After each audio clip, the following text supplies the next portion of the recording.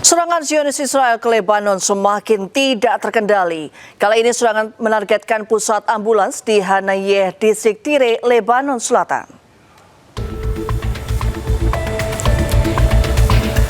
Kendaraan terbakar setelah serangan Zionis Israel membidik pusat ambulans di Hanayeh, distrik Tire, Lebanon Selatan. Israel membenarkan serangan dan menyebut serangan terhadap tenaga medis dengan mengklaim anggota Hizbullah menggunakan ambulans dan menyamarkan diri mereka sebagai responden pertama untuk mengangkut senjata. Namun tuduhan ini ditolak pemerintahan Lebanon. Kementerian Kesehatan Lebanon menyatakan bahwa setidaknya 47 pekerja penyelamat telah dibunuh oleh Israel sejak melanjutkan upaya pendudukannya di Lebanon Selatan pada 2 Maret.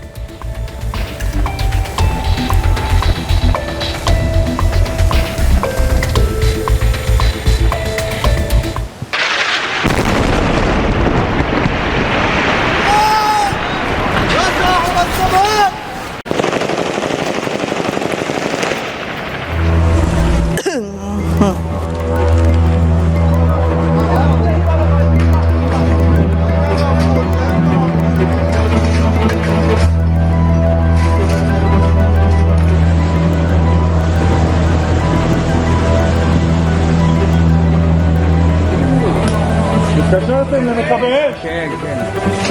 אין לך טלפון? אין לך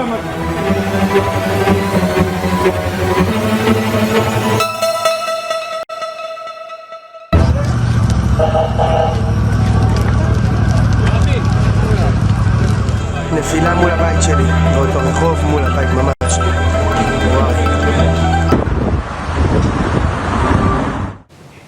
Pemirsa, Amerika Serikat melancarkan serangan ke fasilitas rudal bawah tanah di Isfahan, Iran. Ledakan dahsyat terjadi menyusul serangan tersebut.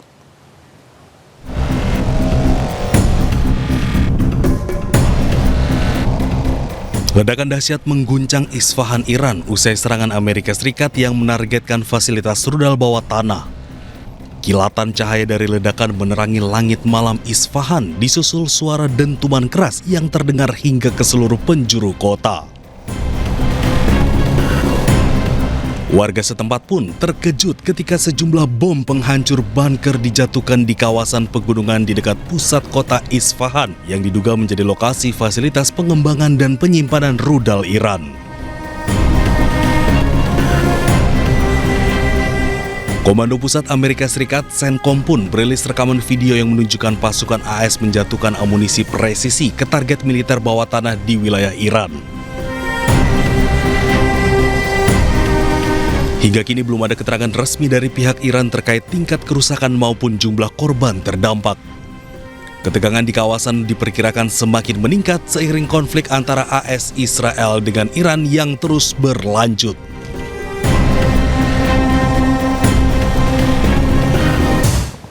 Pemirsa, serangan rudal Iran menghantam wilayah tengah Israel. Serangan tersebut menyebabkan sedikitnya 14 orang terluka serta kerusakan di sejumlah titik. התקשרתם למכבי אש? כן. חברים, הטלפון. Iran kembali melancarkan gelombang serangan rudal di wilayah tengah Israel. Militer Israel mengonfirmasi adanya peluncuran rudal dari Iran dengan sirine peringatan serangan udara berbunyi di wilayah Tel Aviv dan sekitarnya. Layanan medis Israel melaporkan sedikitnya 14 orang terluka, termasuk seorang anak perempuan yang mengalami luka serius akibat serpihan ledakan. 2 korban mengalami luka sedang, sementara 11 korban lainnya mengalami luka ringan. Serangan ini juga mengakibatkan kerusakan setelah pecahan rudal klaster jatuh di beberapa lokasi, termasuk Bnei Barak dan Petah Tikva yang memicu kebakaran serta merusak sejumlah rumah dan kendaraan.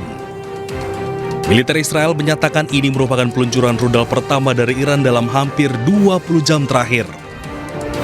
Sirine peringatan pun kembali diaktifkan dan mencakup wilayah utara dan tengah Israel. Ledakan terdengar di sejumlah area saat sistem pertahanan udara berupaya menangkal rudal yang masuk. Militer Amerika terus berupaya melumpuhkan Iran saat konflik memasuki minggu kelima. Operasi Epic Fury diklaim telah berhasil menyerang Iran di udara dan laut.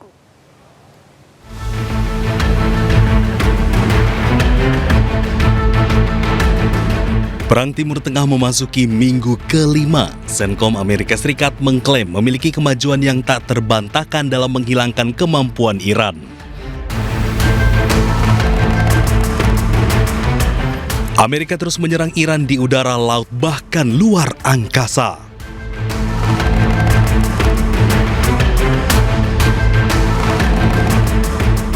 Operasi Epic Fury diklaim telah mengurangi kemampuan Iran untuk memproyeksikan kekuatan di luar perbatasannya.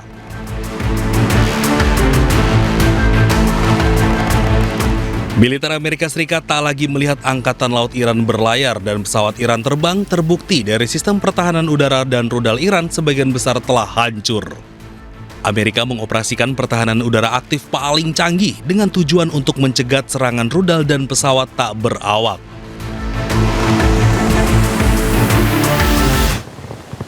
Sementara itu, Presiden Amerika Serikat Donald Trump menegaskan operasi serangan ke Iran akan selesai dalam 2 hingga 3 minggu ke depan.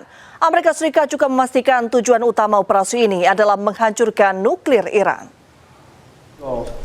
They will have no nuclear weapon, and that goal has been attained. They will not have nuclear weapons, but we're finishing the job, and I think within maybe 2 weeks, maybe a couple of days longer to do the job. But we want to knock out every single thing they have. Now, it's possible that we'll make a deal before that, because we'll hit bridges, and we've hit some. We'll hit some bridges. Got a couple of nice bridges in mind. But if they come to the table, that'll be good. But it doesn't matter whether they come or not. We've set them back.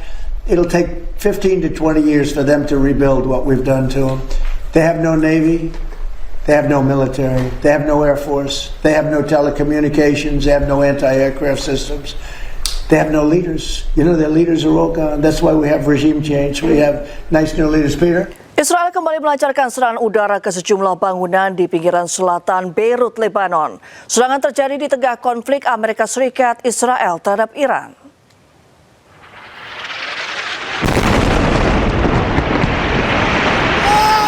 Sebuah rekaman video menunjukkan ledakan akibat serangan udara Israel menghantam sejumlah gedung yang berada di pinggiran selatan Beirut, Lebanon.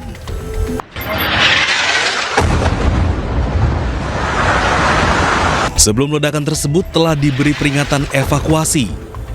Tak lama kemudian, pesawat tempur Israel menembakkan rudal dan memicu ledakan besar yang menghancurkan bangunan. Akibat kejadian ini, warga pinggiran selatan Lebanon diminta mengungsi karena dikhawatirkan adanya serangan berkelanjutan.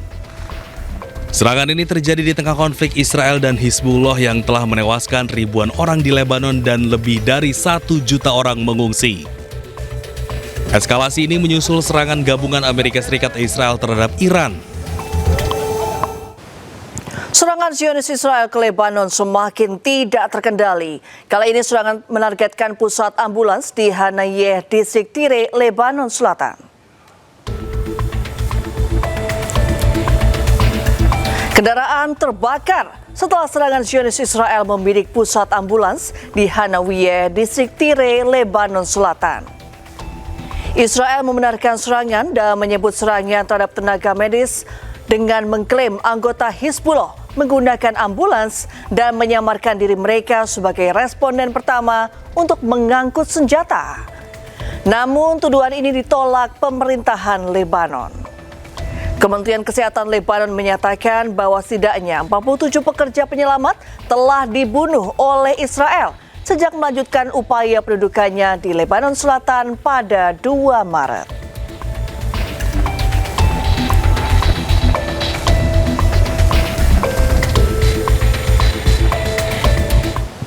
Presiden Iran Masoud Pezeshkian dan Menteri Luar Negeri Iran Abbas Araghchi turun ke jalan untuk merayakan Hari Republik Islam. Keduanya bergabung untuk memberi semangat kepada rakyat Iran.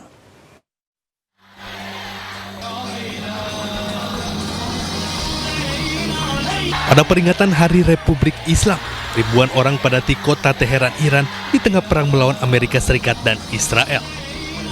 Pada peringatan Hari Republik Islam, rakyat Iran mengibarkan bendera Iran dan membawa foto pemimpin tertinggi Ali Khamenei. Selain itu, Presiden Iran Masoud Pezeshkian dan Menteri Luar Negeri Iran Abbas Araghchi ikut turun ke jalan untuk memperingati Hari Republik Islam dan memberi semangat rakyat Iran di tengah perang melawan Amerika Serikat dan Israel. احساس میکنم که خواستین یه جور متفاوتی بین مردم باشین. چرا؟ بسم الله الرحمن الرحیم. من اومدم فقط روحیه بگیرم. دیدن این مردم واقعا یک روحیه بسیار بزرگی رو به همه میده و من هم یه قطره از همین مردم هم بیام وسط اینها و مشارکت بکنم در این حرکت میدانی و همین که خودم روحیه بگیرم و هم واقعا لذت ببرم از این وحدت و انسجام مردمی. خب چطور دیدین آقای دکتر؟ خیلی عالی، خیلی عالی.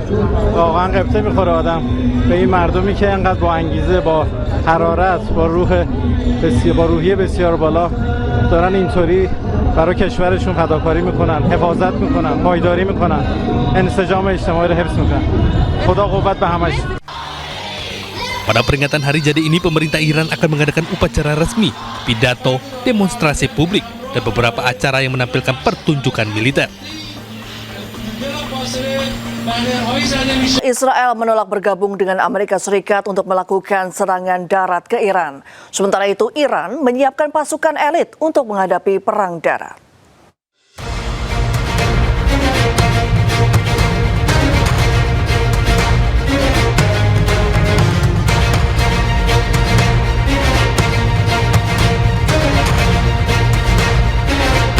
Amerika Serikat akan melakukan serangan darat ke Iran. Amerika telah mengirimkan ribuan pasukannya ke Timur Tengah.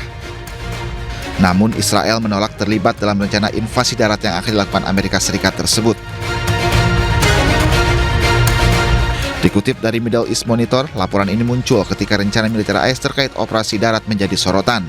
Amerika juga disebut siapkan sejumlah opsi termasuk serangan terbatas.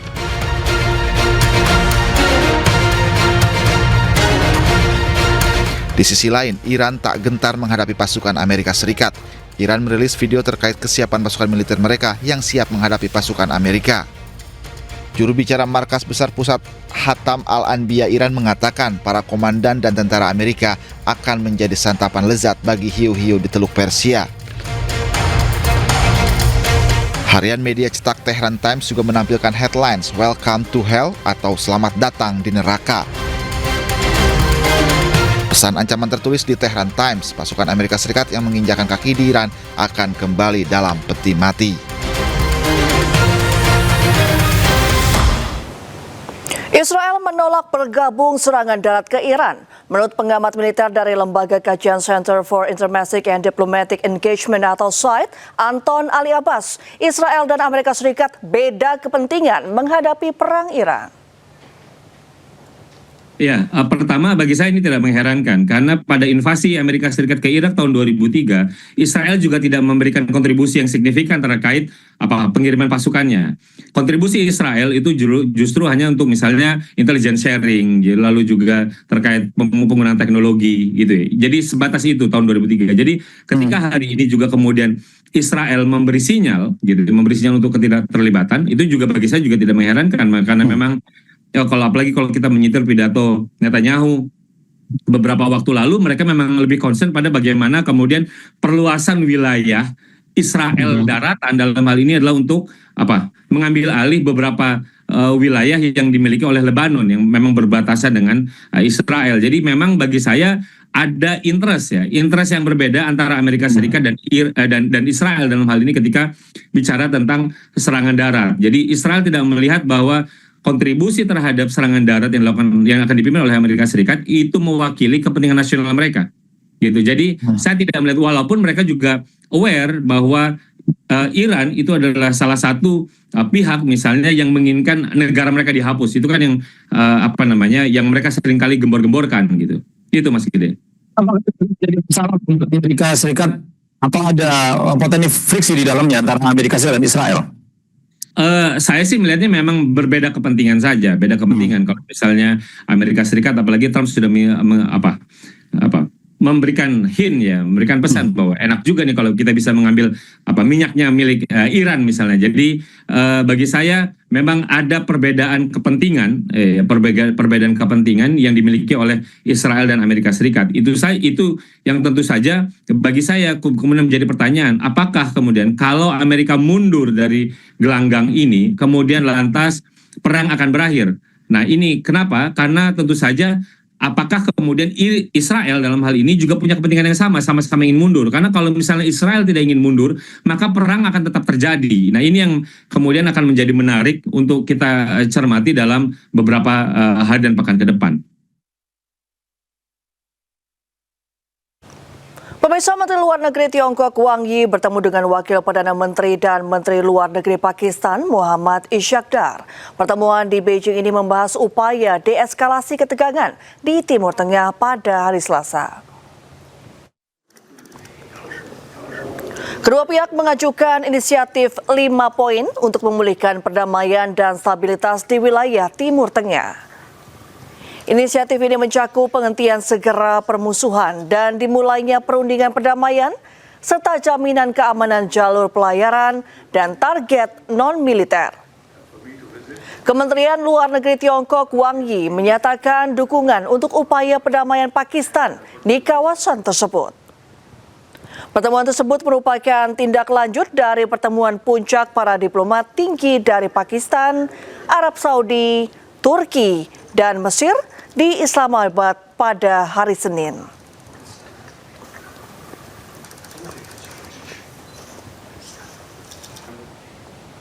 Serangan drone menyerang perusahaan minyak Inggris di Kurdistan Irak membuat fasilitas tersebut terbakar hebat. Hingga kini belum diketahui asal serangan drone.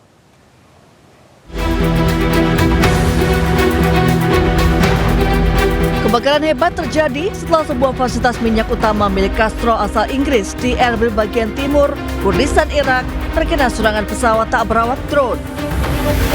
Rekaman yang diambil pada hari Rabu menunjukkan kobaran api besar dan kepulan asap tebal yang membumbung dari gudang-gudang. Media lokal melaporkan 6 tim pertahanan sipil dikerahkan untuk mengatasi kebakaran. Serangan ini terjadi di tengah meningkatnya ketegangan regional dengan para pejabat Iran secara langsung mengancam kepentingan dan pangkalan negara-negara yang terlibat dalam perang melawan Teheran. Hingga kini belum diketahui asal serangan drone. Pejuang Hizbullah kembali menyerang menggunakan rudal daya ledak tinggi ke pasukan Israel di Haifa.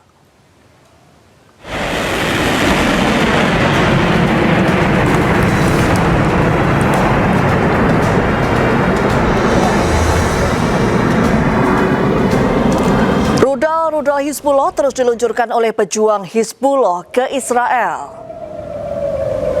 Pada serangan ini, sirene di Israel kembali meraung di sejumlah wilayah. Akibat serangan tersebut, sejumlah warga Israel berlarian untuk mencari aman.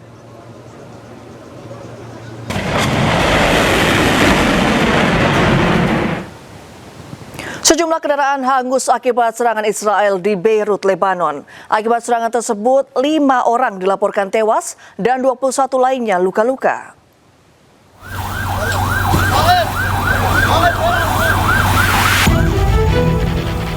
Rekaman yang diambil pada Selasa malam menunjukkan sejumlah mobil yang hangus terbakar masih berkobar di daerah Al-Janah, Beirut, Lebanon. Sementara petugas pemadam kebakaran berupaya memadamkan api setelah dilaporkan terjadi serangan udara.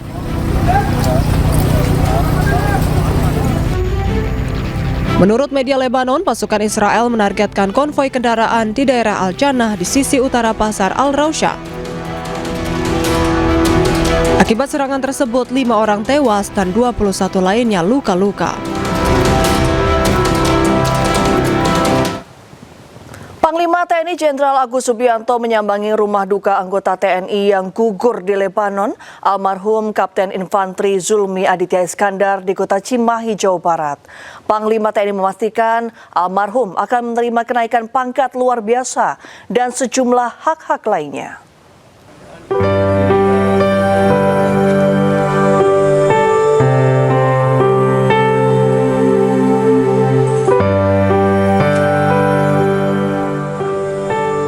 Bersama istrinya Evi Sophia, Panglima TNI Jenderal Agus Subianto tiba di rumah duka di Jalan Cikendal, Kelurahan Cipageran, Kota Cimahi, Jawa Barat, Rabu siang.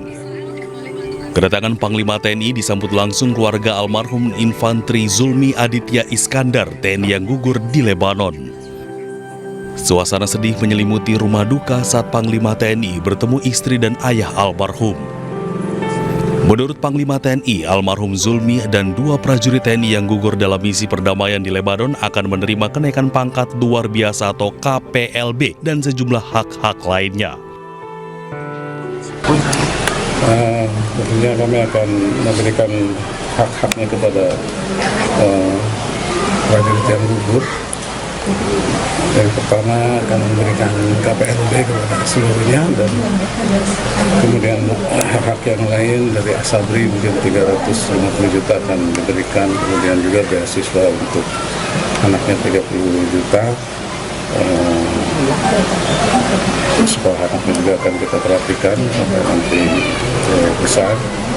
Kemudian gaji akan diberikan 12 bulan penuh 100%, dan ada tabungan hari tua dihitung mulai PNP dari asli militer. Almarhum Kapten Infanteri Zulmi Aditya adalah salah satu dari antara 3 prajurit yang menjadi pasukan perdamaian PBB di Lebanon gugur akibat serangan Israel di Lebanon. 2 rekan lainnya yaitu Praka Farizal Ramadan dan Sertu Muhammad Nur Ikhwan.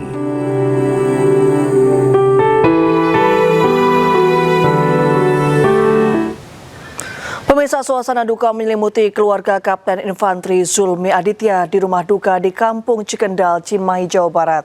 Kapten Zulmi gugur akibat serangan Israel ke markas UNIFIL di Lebanon.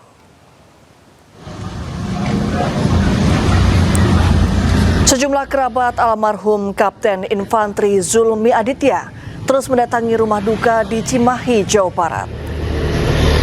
Kabar gugurnya Kapten Infanteri Zulmi di Lebanon membuat keluarga terpukul.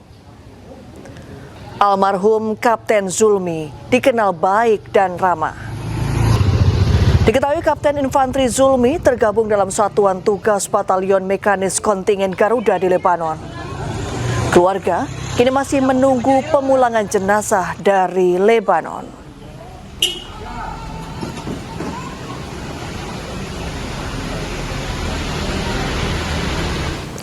Pemerintah Indonesia mengutuk keras serangan Israel terhadap pasukan perdamaian dan menewaskan 3 anggota TNI dan menuntut investigasi menyeluruh. Israel berdalih bahwa rudal Hizbullah yang menyerang markas UNIFIL.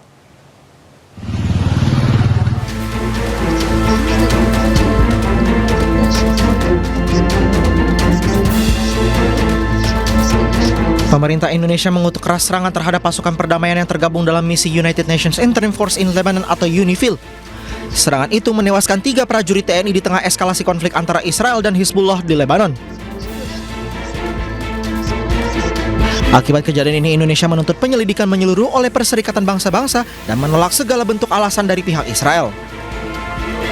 We demand investigation by the United Nations, not excuses from Israel. We demand the Security Council to keep abreast of the investigation and to immediately follow up the results. We demand that the perpetrators must be held legally accountable. Immunity must not become the standard, and attacks against peacekeepers must not be repeated nor tolerated. Sementara itu, Israel menuding bahwa Hizbullah yang menyerang dari lokasi-lokasi yang berdekatan dengan markas UNIFIL. This map shows 4 Hezbollah launches toward Israel on the 9th, 11th, and 14th of March. It's in a location near the village of Hania in southern Lebanon, right next to UNIFIL position 510. You can see the proximity. Right next to the UN position, they place the launchers, putting the UN personnel in the line of fire. This is not a coincidence. This is how Hezbollah operates, from civilian areas and next to UN positions, putting peacekeepers directly in the line of fire. Sebelumnya 3 personel TNI yang berada di bawah misi UNIFIL gugur di Lebanon Selatan akibat eskalasi konflik pada akhir Maret 2026. Insiden pertama terjadi pada 30 Maret 2026 yang menewaskan Praka Farisal Ramadan akibat ledakan proyektil di dekat pos penjagaan. Sehari kemudian, Kapten Infanteri Zulmi Aditya Iskandar dan Sertu Muhammad Nur Ikhwan gugur setelah kendaraan logistik yang mereka kawal terkena ledakan dalam sebuah serangan terhadap konvoi.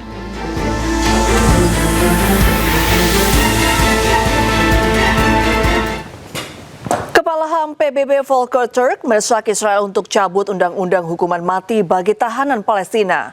Menurutnya aturan tersebut melanggar hak asasi manusia dan hukum internasional.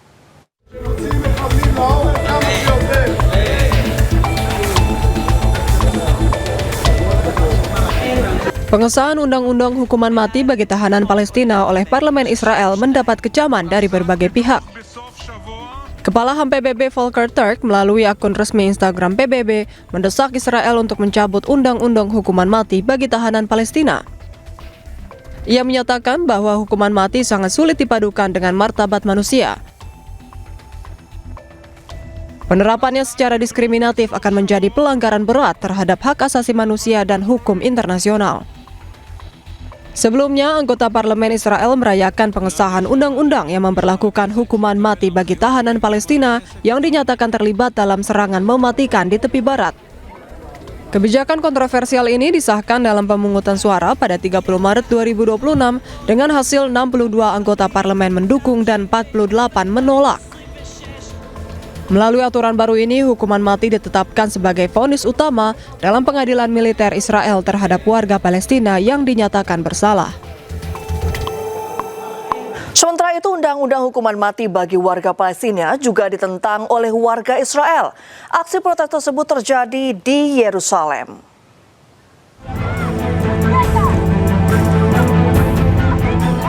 Ratusan warga di Yerusalem, Israel melakukan aksi unjuk rasa untuk menolak undang-undang hukuman mati bagi warga Palestina yang disahkan oleh Parlemen Israel.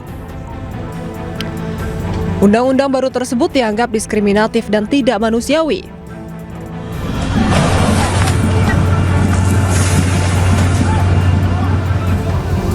Aparat kepolisian Israel membubarkan massa di Yerusalem menggunakan meriam air. Sejumlah pendemo dilaporkan terluka akibat pembubaran paksa polisi Israel.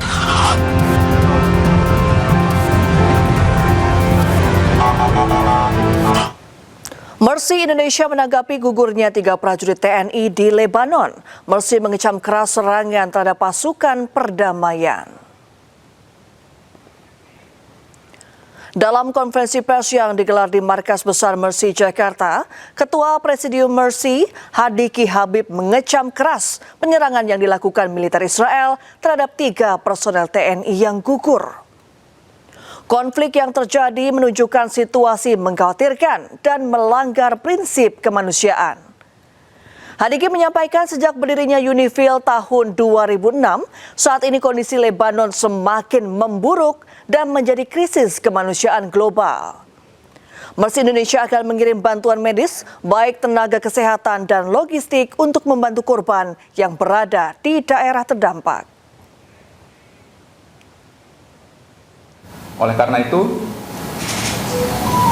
kita mengecam keras segala bentuk serangan terhadap personel penjaga perdamaian maupun petugas kemanusiaan yang berada di wilayah Lebanon, dan untuk menyikapi kondisi krisis kemanusiaan yang ada di Lebanon, Mercy Indonesia juga akan menyiapkan misi kemanusiaan ke wilayah tersebut dan saat ini sedang melakukan koordinasi secara formal kepada berbagai pihak terkait.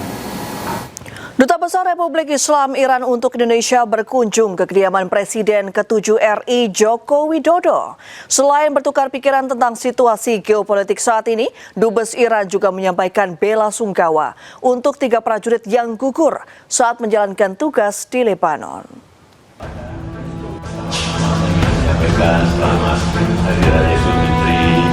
Presiden ke-7 RI Joko Widodo menerima kedatangan Duta Besar Republik Islam Iran untuk Indonesia, Muhammad Borujedi, di kediamannya di Solo, Jawa Tengah.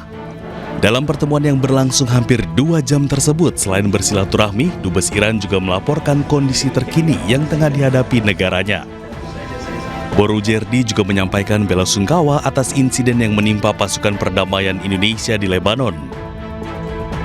من مراتب تسلیت و تأسف خودم رو به خاطر حمله ناجوانمردانه رژیم صهیونیستی اسرائیل به نیروهای حافظ صلح اندونزی در لبنان و شهادت 3 نفر از نیروهای حافظ صلح اندونزی از جوانان خوب و غیور اندونزی و آسیب دیدن بعضی از اونها ابراز کردم و این حرکت رژیم صهیونیستی رو به شدت محکوم می‌کنیم و مغایر با قواعد و قوانین بین‌المللی می‌دونیم.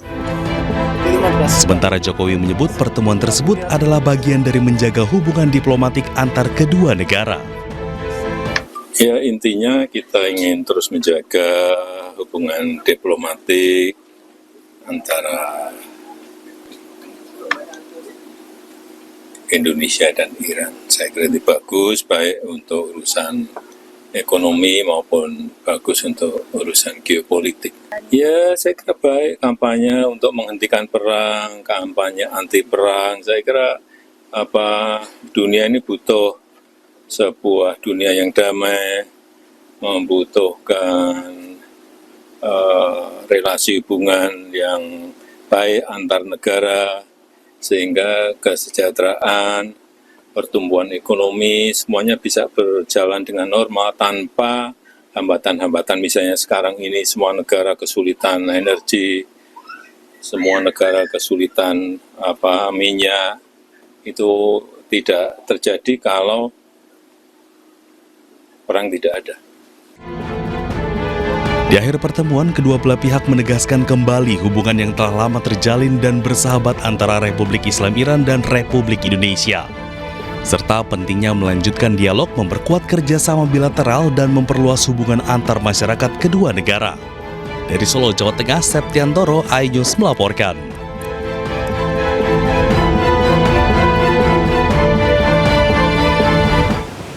Permohonan keadilan restoratif atau restoratif justice untuk Rismon Sianipar terkait kasus ijazah Presiden ke-7 RI Joko Widodo di Polda Metro Jaya telah masuk tahap finalisasi.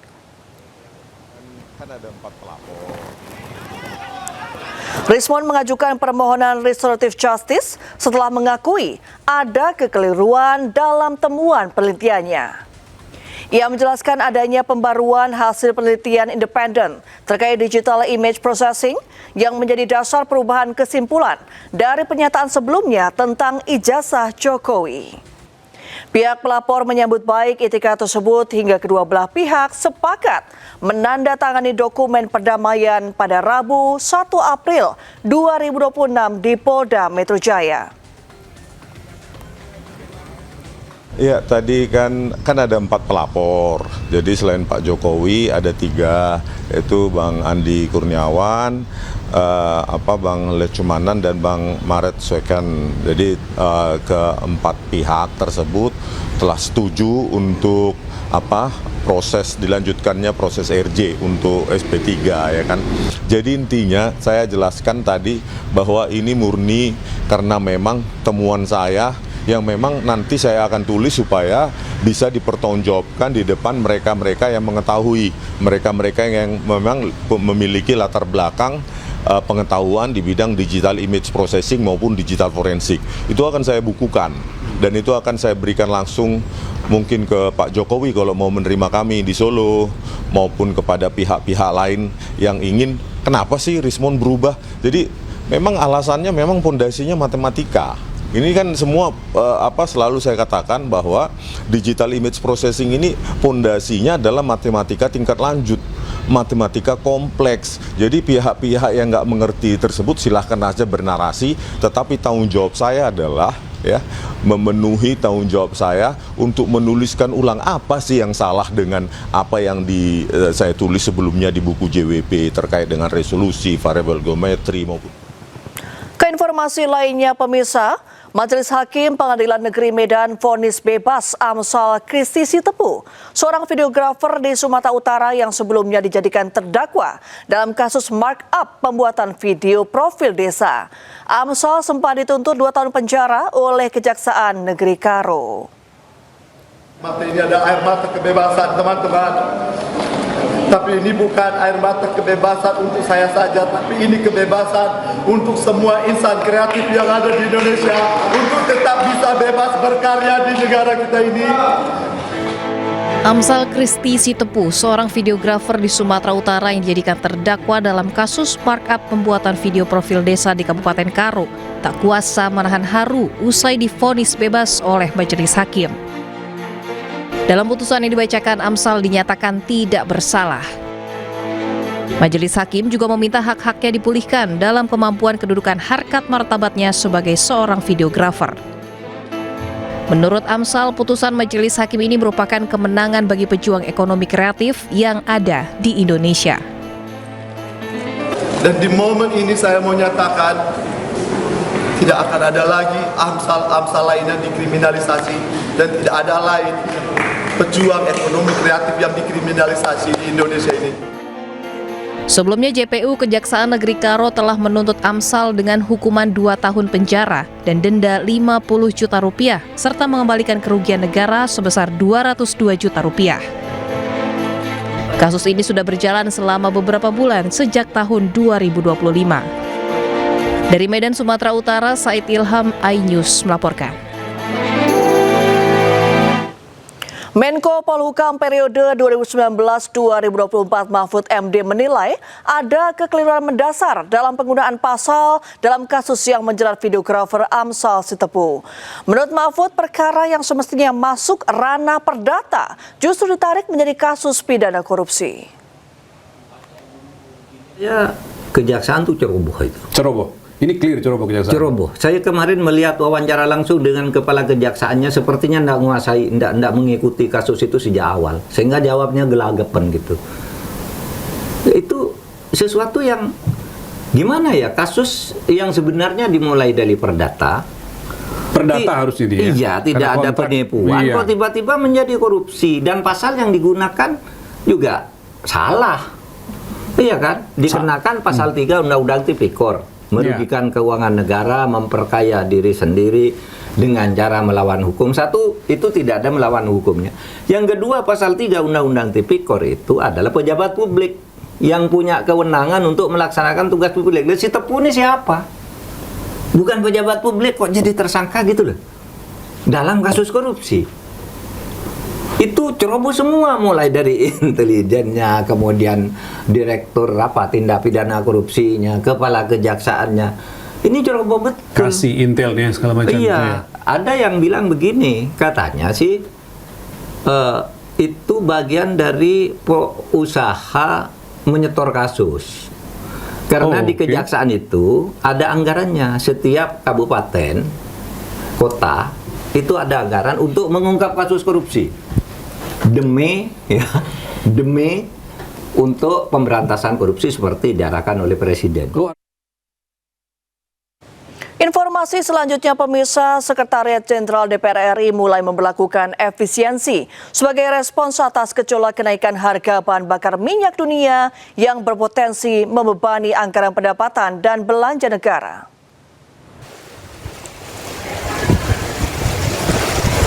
Berdasarkan pantauan iNews di Kompleks Parlemen pada Rabu sore, lampu-lampu di koridor gedung sudah mulai dipadamkan.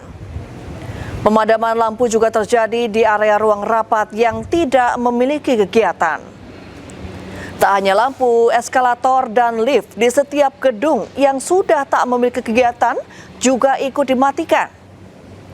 Meskipun demikian, masih ada lampu dinyalakan seperti di musola, toilet, ATM, hingga media center. Sebelumnya, Sekretaris Jenderal DPR Indra Iskandar menyampaikan pihaknya telah membahas berbagai aspek penghematan sejak pekan lalu.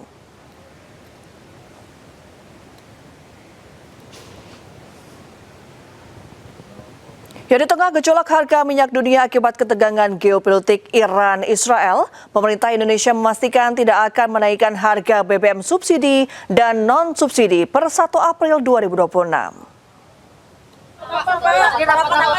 Oh, diskusi kecil biasa masalah Terkait hal itu, Menkeu RI Purbaya Yudisadewa memproyeksi adanya pembengkakan anggaran subsidi energi antara 90 hingga 100 triliun rupiah.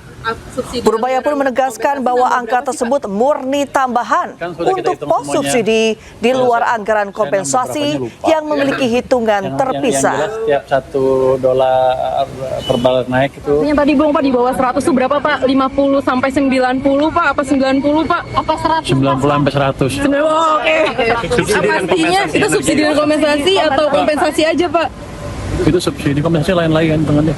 Jadi tanda deh saya itu angka detailnya saya nggak tahu, saya lupa. Pemirsa, kereta api Ciremai relasi Semarang-Bandung anjlok di Cikalongwetan, Kabupaten Bandung Barat, Jawa Barat pada Rabu petang. Diduga kereta api terhenti karena menabrak gundukan longsor.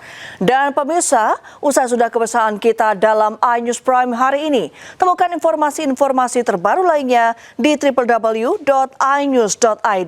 Cuplikan tayang berita iNews dapat Anda saksikan di kanal YouTube @officialinews. Mewakili kerabat kerja yang petugas, saya Reni Arumsari, pamit, terima kasih, dan sampai jumpa.